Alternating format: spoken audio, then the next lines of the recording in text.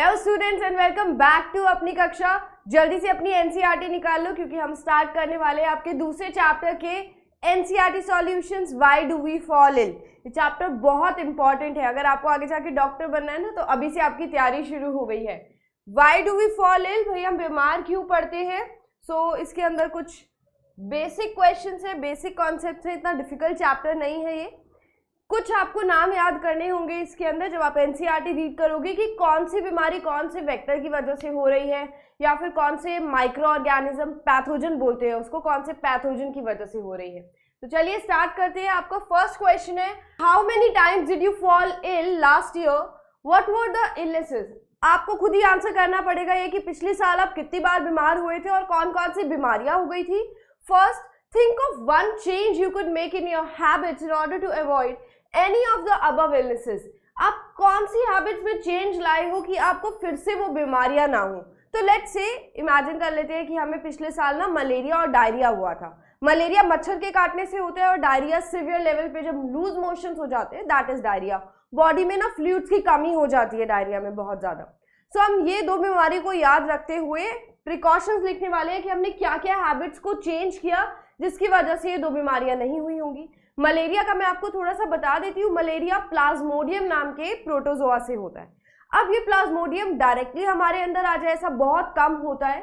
अगर हम unhygienic condition से, अनहाइजीनिक जगह से खाना खा रहे हैं तब प्लाज्मोडियम डायरेक्टली हमारे अंदर जाएगा। वैसे मोस्टली प्लाज्मोडियम मच्छर से, मस्क्यूटो की बाइट से इन्फेक्टेड पेशेंट से नॉर्मल पर्सन के अंदर एंटर कर जाता है। जैसे मैंने आपको चैप्टर में भी बताया था कि मान लो एक मॉस्क्यूटो है, उसने एक मलेरिया वाले पेशेंट को बाइट कर लिया, ब्लड की मिक्सिंग हुई होगी, वही इन्फेक्टेड ब्लड उस मॉस्क्यूटो के अंदर आया होगा, प्लाज्मोडियम उसके माउथ में रह जाता है। अब जब भी वो नॉर्मल पर्सन को बाइट करेगा वही माउथ वाला प्लाज्मोडियम नॉर्मल पर्सन के ब्लड के अंदर एंटर कर जाएगा, जिसकी वजह से नॉर्मल पर्सन भी इन्फेक्ट हो जाएगा, राइट। उनके ब्लड से प्लाज्मोडियम जो है पहले ब्लड में रहते हैं, उसके बाद जाते हैं लिवर में जाकर अटैक करके वहां पर मल्टीप्लाई करते हैं and the person gets infected from malaria. अब इसके सिम्टम्स क्या क्या होंगे, हाई फीवर, चिल्स, बॉडी एक, इस तरीके के इसके सिम्टम्स होते हैं। डायरिया में लूज मोशंस होते हैं। डायरिया होता है अगर आपने अनहाइजीनिक कंडीशन से, अनहाइजीनिक जगह से खाना खा लिया हो तो, जब हमें कोई खाना सूट नहीं करता then it leads to diarrhoea. कोई भी ज़्यादा गंदा खाना या फिर हम जंक फूड बोल सकते हैं, हम जब खा लेते हैं तो उसको डाइजेस्ट करने के लिए हमारा स्टमक HCl वगैरह रिलीज करता है, साथ ही साथ लिवर से बाइल जूस आता है। अब sometimes bile is release in very large amount. वो जो बाइल है वो बहुत ज़्यादा अमाउंट में रिलीज होने लग जाता है एंड ज़्यादा डाइजेस्ट करना शुरू कर देता है खाने को, जिसकी वजह से मोशंस गेट लूज, जिसको डायरिया बोलते हैं, ठीक है। So keeping these illnesses in mind, what are the habit changes that we have to make?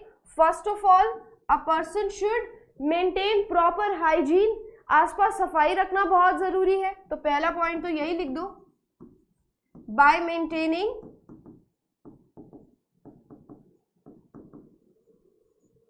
clean environment। इससे क्या होगा, ना ही मस्क्यूटोज आएंगे, आसपास कुछ खाने का भी सामान रखा होगा तो वो भी साफ रहेगा। गंदी कंडीशंस अगर हैं, अगर आपने क्लीन नहीं किया हुआ है तो सारे इंसेक्ट्स, माइक्रो ऑर्गेनिज्म, उनके लिए तो पार्टी जोन हो जाएगा वो, ठीक है। Next, bye drinking clean water, bye drinking clean water, this is very important. Water से तो बहुत सारी बीमारियां फैलती हैं, अगर वाटर साफ नहीं है तो तभी हम हमेशा प्रेफर करते हैं RO वाला पानी पिए, जिसकी वजह से अब अगर मान लो कि पानी के अंदर बहुत ज़्यादा माइक्रो ऑर्गेनिजम्स है तो इतनी ज़्यादा बीमारियां हो सकती है।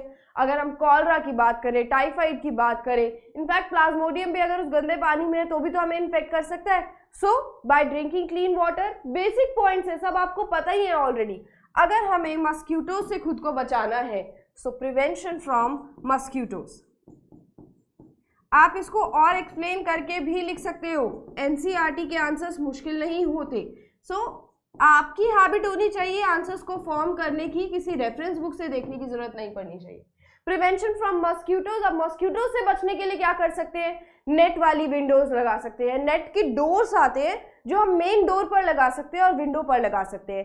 कहीं पे भी स्टेगनेंट वाटर नहीं होना चाहिए। स्टेगनेंट वाटर मतलब खड़ा हुआ पानी, रुका हुआ पानी, क्योंकि वहां पर मस्किटोज आएंगे, they will lay their eggs, और वो एग से और ज्यादा उनकी साइकिल ग्रो करेगी, ज्यादा मस्किटोज आ जाएंगे, इंटरब्रीडिंग की जगह नहीं देनी है ना उन्हें। ओके, इसके अलावा और क्या कर सकते हैं? डायरिया है बाय ईटिंग हेल्दी फूड। अब ये तो आपको बचपन से ही सिखाया गया है कि साफ खाना खाना कितना जरूरी है ना। So these are certain habit changes जो एक पर्सन ला सकता है इन बीमारियों से बचने के लिए। Then after that think of one change you would wish for in your surroundings in order to avoid any of almost of the above illnesses। आप अपने आप को तो बचा लिया ये सब करके, बट अपनी सराउंडिंग्स में और चीजों से या और लोगों को कैसे बचा सकते हो आप? आप कोशिश करोगे कि सबको क्लीन एनवायरनमेंट मिले, सबको अवेयरनेस हो कि how important it is to stay और live in a clean environment. आज भी स्लम एरियाज में आपने देखा होगा कि बहुत ज़्यादा गंदगी रहती है, जिन लोगों को अवेयरनेस नहीं है कि कितनी भयानक बीमारी हो सकती है इन अनहाइजीनिक एनवायरनमेंट में रहने से। या फिर अगर कोई साफ पानी नहीं पी रहा है, it is very important to at least have boiled water, but boiled water भी कंप्लीटली सेफ नहीं होता है। लोगों को जितनी जागरूकता आएगी उतना ज़्यादा वो प्रोटेक्टेड रहेंगे। इस पॉइंट में आप क्या लिखोगे? आप अपनी सराउंडिंग्स में कैसे कर सकते हो? आप अपनी सराउंडिंग्स को एक्चुअली इमेजिन करो। जो आपका किचन का वेस्ट होता है या फिर जो भी हाउस वेस्ट होता है वो प्रॉपरली रिसाइकिल होने जा रहा है, राइट? अगर वो प्रॉपरली रिसाइकिल नहीं होता है then it is a cause of concern. अगर आसपास ही कहीं पे लोग बहुत ज्यादा कूड़ा डालकर चले जाते हैं, वेस्ट डालकर चले जाते हैं, गार्बेज डिपॉजिट हो रहा है आपके आसपास, देन आपकी सराउंडिंग्स क्लीन नहीं है। इट इज इंपॉर्टेंट कि वो सराउंडिंग्स आपकी क्लीन रहे सो दैट आपके घर तक बीमारी ना आए। ये आप पॉइंट्स लिख सकते हैं। नेक्स्ट क्वेश्चन पर चलते हैं अब हम। अ डॉक्टर या फिर नर्स या फिर health worker is exposed to more sick people. Very true. Doctor और ये जो नर्स वगैरह होते हैं जो लोगों की केयर करते हैं वो ज्यादा कांटेक्ट में आते हैं बीमार लोगों के in the community than others in the community. Find out how she और ही अवॉइड्स गेटिंग सिक हरसेल्फ और हिमसेल्फ। अब ये बताइए कि वो खुद को कैसे बचा सकती है उन सिक लोगों से। Understand this first of all. एक पर्सन बीमार कैसे होता है? दो तरीकों से हो सकता है। या तो कोई फॉरेन पार्टिकल या माइक्रो ऑर्गेनिज्म जैसे कि बैक्टीरिया, वायरस, प्रोटोजोआ ये हमारी बॉडी के अंदर एंटर कर जाए, राइट? तब बीमार पड़ सकते हैं। दूसरा है हमारी बॉडी के अंदर ही किसी इंपॉर्टेंट विटामिन या मिनरल की कमी हो गई है तो हम बीमार पड़ रहे हैं। ये दो तरीकों से हम बीमार पड़ते हैं। क्या क्या है? या तो कोई फॉरेन पार्टिकल बॉडी के अंदर एंटर कर जाए या फिर हमारी बॉडी के अंदर डेफिशिएंसी हो जाए। अगर एक इन केयर टेकर्स को खुद को बचाना है तो they are exposed to more sick people, मतलब इनके एनवायरनमेंट में तो 100% बैक्टीरिया, वायरसेस होंगे ही होंगे। आपने हॉस्पिटल्स में गए होंगे तो आपने देखा होगा कि कितनी एक फ्रेग्रेंस सी आ रही होती है, एक स्मेल होती है अजीब सी जो सैनिटाइजर की स्मेल होती है। हमेशा वो क्लीन करके रखते हैं, वहाँ पे क्लीनिंग बहुत ज़्यादा हो रही होती है। Now you know the reason कि आसपास कोई भी माइक्रो ऑर्गेनिज्म होगा जो कि ऑफकोर्स ज़्यादा होने की चांसेस है क्योंकि वहाँ पे सिक पेशेंट्स आ रहे हैं। They clean their environments. तो पहला तरीका तो यही हो गया, by cleaning, by maintaining sanitization. That is the first method. दूसरा मेथड क्या हो सकता है? आप खुद सोचो कि कोई भी वायरस या बैक्टीरिया हमारी बॉडी के अंदर कैसे एंटर कर सकता है? नोज से और माउथ से, and if our hands are dirty और हम उसी से डायरेक्ट खाना खा रहे हैं। First thing they can do is by covering their mouth. How they can cover their mouth? By wearing a mask, right? And wearing gloves. And किसी खाना खाने से पहले, पानी पीने से पहले ग्लव्स को डिस्कार्ड कर दे, अच्छे से हाथ धो ले तो बच जाएंगे इन सब चीज़ों से। These are the certain methods जिससे वो खुद को प्रोटेक्ट कर सकते हैं। पहला क्या होने वाला है? By wearing mask.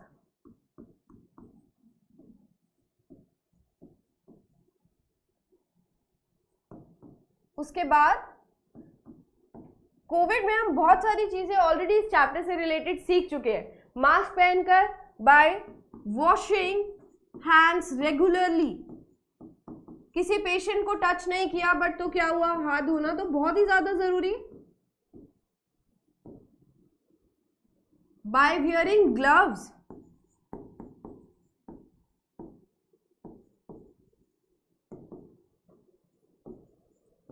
दिखाते थे ना न्यूज़ में, जब कोविड पेशेंट को देखने के लिए जाते थे डॉक्टर्स या नर्सेस, तो किस तरीके से पूरी एक किट पहन कर जाते थे, right? So that is how doctors and nurses can actually prevent themselves, ठीक है? These are the certain points, और बाय मेंटेनिंग सैनिटाइजेशन,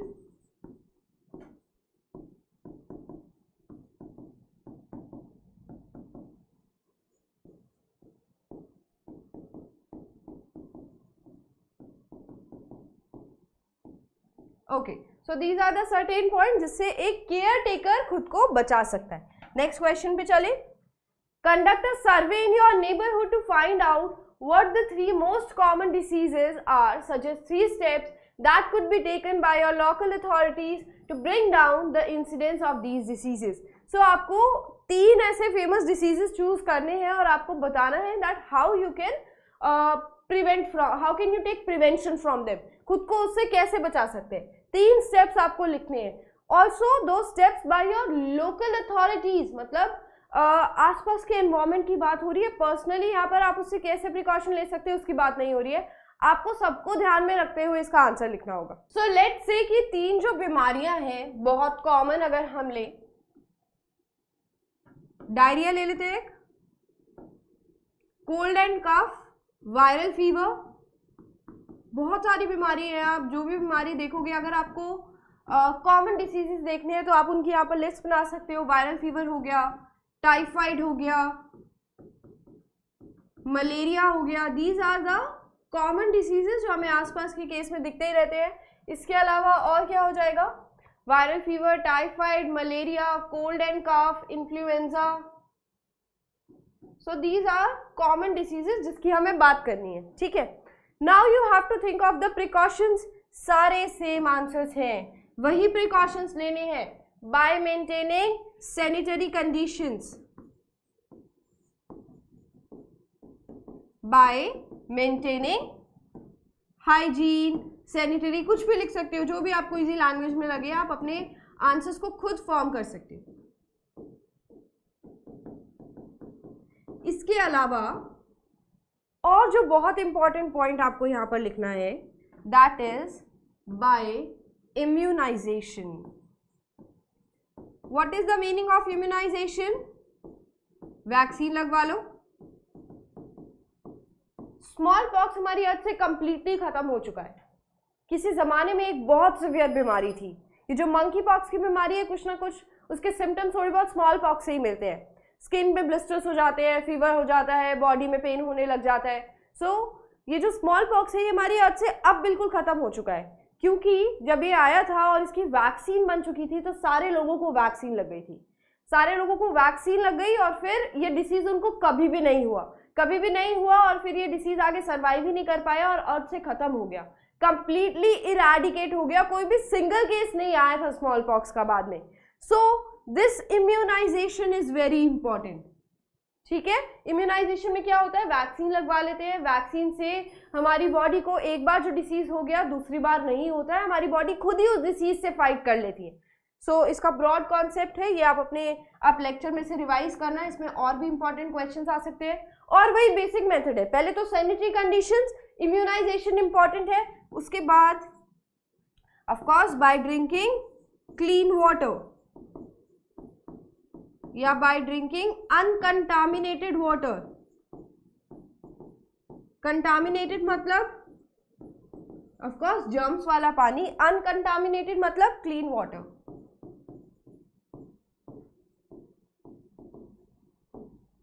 एक और पॉइंट जो आपको हमेशा डाल देना चाहिए, prevention from mosquitoes.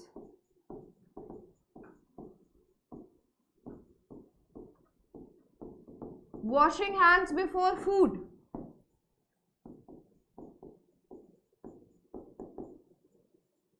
So these are the preventions.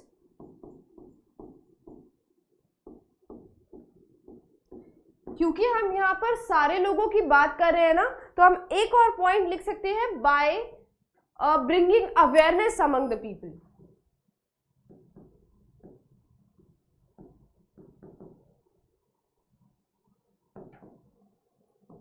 अब ये अवेयरनेस लोकल लोग भी कर सकते हैं आसपास के, है ना, या फिर जो लोकल अथॉरिटीज़ वगैरह ही होती है वो बैनर्स वगैरह लगाती है, एड्स के थ्रू अवेयरनेस वगैरह आती है लोगों के अंदर. So these are the certain methods. कुछ NGOs भी होते हैं जो लोगों के वेल विशर्स होते हैं और उसमें काम कर रहे होते हैं. So what do they actually conduct surveys, ऐसे रैलीज वगैरह निकालते रहते हैं लोकल जगह पर जाकर, जहाँ स्लम्स एरिया है वहाँ पर जाकर लोगों को एजुकेट करने की कोशिश करते हैं that what is right for them, what is wrong for them. So these are the certain points जो आप लिख सकते हो. नेक्स्ट क्वेश्चन देखिए. A baby is not able to tell his or her caretaker that she is sick. What would help us to find that the baby is sick? What is the sickness? See, baby cannot talk, right? So baby जब sick होता है तो कैसे उसके parents को पता चलेगा that he or she is not well? So कुछ behavior में changes आने शुरू हो जाते हैं अगर baby sick होता है तो. Behavior में changes as in baby will constantly crying because he or she is suffering. उसके साथ जो डाइट वाला टाइम होता है, जो फूड इनटेक होता है वो इम्प्रॉपर हो जाता है, इम्बैलेंस हो जाता है. फूड नहीं होगा, वॉमिटिंग जैसे सिम्टम्स हमें बच्चे में देखने को मिलते हैं, कांस्टेंट क्राइंग मैंने आपको बताया, स्लीपिंग पैटर्न बेकार हो जाता है, बॉडी में फीवर आ जाता है. So these are the certain changes जो एक बेबी के अंदर होंगे और पता चल जाएगा that baby is sick. So पहले क्वेश्चन में उसने पूछा है ना, a baby is not, what would help us to find out that the baby is sick. First point में हम लिख सकते हैं symptoms like constant crying,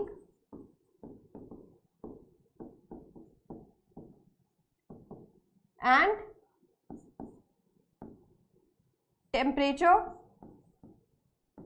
change, या फिर आप fever भी लिख सकते हो.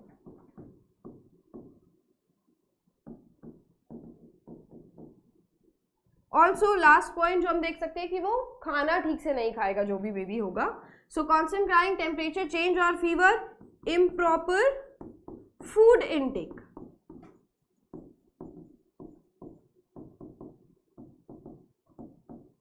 दीज आर सर्टेन सिम्टम्स जो हमें एक बेबी के अंदर देखने को मिलेंगे और जिससे हमें पता चल जाएगा दैट कुछ तो बीमारी है बेबी के साथ. देन उसने पूछा है what is the sickness. A doctor can tell what is the sickness by if the disease is severe. अगर सिम्टम्स बहुत ज्यादा सिवियर है so a doctor will run some test to know कि कौन सी बीमारी है. और अगर उसको लग रहा है कि वायरल है या फिर नॉर्मल सिम्टम्स है तो उसके अकॉर्डिंग डॉक्टर बता सकते हैं. बट किसी भी बीमारी को आइडेंटिफाई करने के लिए सिम्टम्स की जरूरत पड़ती है. सिम्टम्स और साइन में क्या डिफरेंस होता है ये भी आपको पता होना चाहिए. सिम्टम्स तो कॉमन हो गए जिससे इंडिकेट होगा कोई ना कोई बीमारी तो है. साइन हमें ये बताता है कि कौन सी बीमारी है exactly. So these are certain symptoms. इसमें आप और भी ऐड कर सकते हो. कोल्ड है बेबी को, कफ है, लूज मोशंस हैं. These are also some symptoms telling that the baby is not fine. And अब doctor is going to tell that which type of disease it is. अगर लूज मोशंस बहुत ज्यादा है तो डायरिया हो गया है. अगर फीवर बहुत हाई है तो हो सकता है बेबी को मलेरिया हो. So these are certain symptoms. What is the sickness? A doctor will tell that what is the sickness by understanding और by studying the symptoms, by observing the symptoms. So this is one line answer B part का. Next वाला question देखो. Under which of the following conditions is a person most likely to fall sick when she is recovering from malaria. क्या करना है आपको? इन options में से choose करना है कि इनमें से कौन सी ऐसी कंडीशन है जिसमें पर्सन ज्यादा बीमार पड़ सकता है. पहली कंडीशन है when she is recovering from malaria. Malaria हुआ था बट अब वो रिकवर कर रही है. Next, when she has recovered from malaria, malaria से ठीक हो चुकी है and is taking care of someone suffering from chicken pox.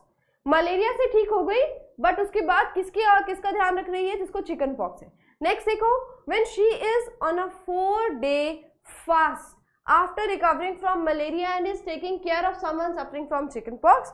Also आपको लास्ट में y का आंसर करना है चूज करने से पहले. 4 दिन से उसने क्या है? when she is on 4-day fast after recovering from malaria. Malaria से ठीक होने के बाद 4 दिन से कुछ नहीं खाया है, फास्ट पे है. And then taking care of chicken pox. उसी दौरान चिकन पॉक्स वाले पेशेंट की भी केयर कर रही है. तो बड़ी ऑब्वियस सी बात है that this is the point जहां पर उसके सबसे ज्यादा बीमार पड़ने के चांसेस है. फिर से अभी she is suffering, she has just recovered from malaria. Answer is C first of all, वो अभी अभी मलेरिया से ठीक होकर आई है। The immunity of the person gets weak, जब भी कोई बीमारी से निकलते हैं तभी होता है ना, रिकवरी में थोड़ा सा टाइम लग जाता है, क्योंकि हमारा जो इम्यून सिस्टम होता है, सोल्जर्स काम करके थक जाते हैं, they need a break to recover, थोड़ा सा टाइम चाहिए होता है। अब उस टाइम पे जब हमारी इम्यूनिटी ठीक हो रही होती है तो आपको आपके पेरेंट्स हेल्दी खाना देते होंगे बीमार होने के बाद, तो वो खाना बहुत इंपॉर्टेंट होता है ताकि आपकी बॉडी, आपके सेल्स फिर से फिट हो सके, प्रॉपर कार्ब्स मिल सके, प्रोटीन्स मिल सके, विटामिन्स एंड मिनरल्स की कमी ना हो बॉडी के अंदर। आपने देखा होगा डॉक्टर्स जब हमें दवाइयाँ देते हैं तो साथ साथ विटामिन वगैरह की कैप्सूल्स भी ऐड कर देते हैं ताकि अगर कोई कमी हो बॉडी के अंदर, क्योंकि इम्यूनिटी रिकवर करेगी फिर से, तो वो वाली कमियां भी पूरी हो जाए, right. What is the case here? She has just recovered from malaria, her immunity is already low, उसके बाद खाया भी नहीं है कुछ 4 दिन से, so she is not recovering well. उसके बाद she is taking care of a person who is suffering from chicken pox, तो ऑफ कोर्स चिकन पॉक्स फिर से हो सकता है उसका, क्योंकि इम्यूनिटी अभी लो है। इम्यूनिटी लो है तो चिकन पॉक्स से वो कैसे फाइट कर पाएगी? सो that is why this is the answer. आप इसको कैसे लिख सकते हो? After recovering from malaria,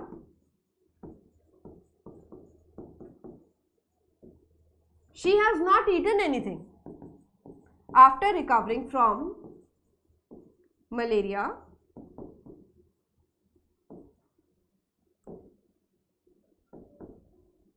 she has not eaten healthy food,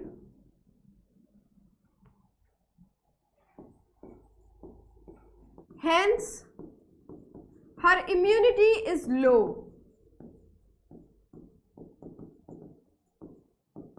क्योंकि उसकी इम्यूनिटी क्या है? लो है। After recovering from malaria she has not eaten any healthy food, her immunity is low, and above that she is in contact with some dangerous virus, she is in contact with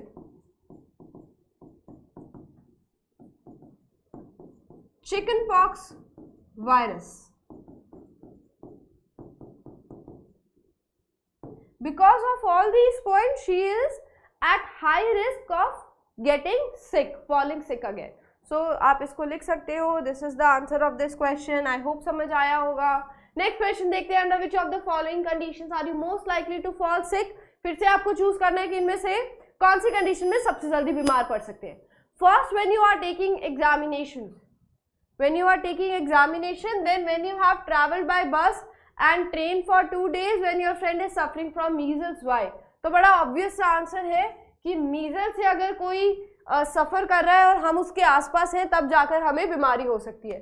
When you are taking examination, तो अगर पढ़ाई नहीं की होगी, कुछ नहीं आता होगा, तो हो सकता है थोड़ी सी कमजोरी वगैरह आ जाए और चक्कर खा के गिर जाओ कि कितना गंदा सा पेपर आ गया, फेल हो जाएंगे तो डांट पड़ेगी।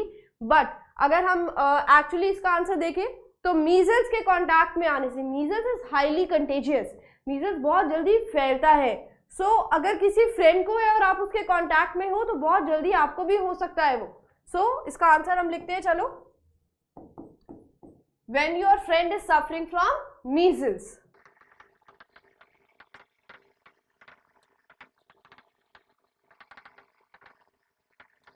Because measles is highly contagious, ये बहुत ज्यादा फैलने वाली बीमारी है। आप इन्फेक्शियस भी लिख सकते हो। सो जो वायरस है वो किसके थ्रू इजीली स्प्रेड हो सकता है? एयर से स्प्रेड हो सकता है। जो भी बीमारियां एयर से एक दूसरे को लग जाती है ना, वो बहुत ज़्यादा कंटेजियस होती है, जैसे कोरोना वायरस था। The virus can spread through coughing and sneezing. So अगर कोई इन्फेक्टेड पर्सन खांस देता है या छींक देता है तो उस टाइम पे एयर ड्रॉपलेट्स माउथ से और नोज से बाहर आते हैं। वो ड्रॉपलेट्स के अंदर ऑफ कोर्स वो वायरस है, तो अगर आपके हैंड पर आ जाता है, एयर में आसपास है, आप उसी एयर को इनहेल कर रहे हो, so there are high chances ना कि आपको भी मीजल्स हो जाएगा। सो उसमें वाई पूछा है, हमने पहले लिख दिया answer C, if the person is my friend is suffering from measles, तब ज्यादा चांसेस होंगे। And what are the reasons? These are certain reasons. हो जाएगा ये आंसर भी आपका। चलिए, दैट्स इट, खत्म हो गए क्वेश्चंस। आई होप आपको समझ आया होगा, आंसर्स मिले होंगे। कॉन्सेप्ट को समझना बहुत जरूरी होता है, आंसर तो हर कोई बच्चा लिख लेगा बच्चों, आपको कॉन्सेप्ट अच्छे से आना चाहिए, इंपॉर्टेंट एनसीईआरटी वाले हाईलाइटेड पॉइंट्स याद होने चाहिए जिससे आपको फुल मार्क्स मिले। We will soon come up with the next video, till then take care of yourself.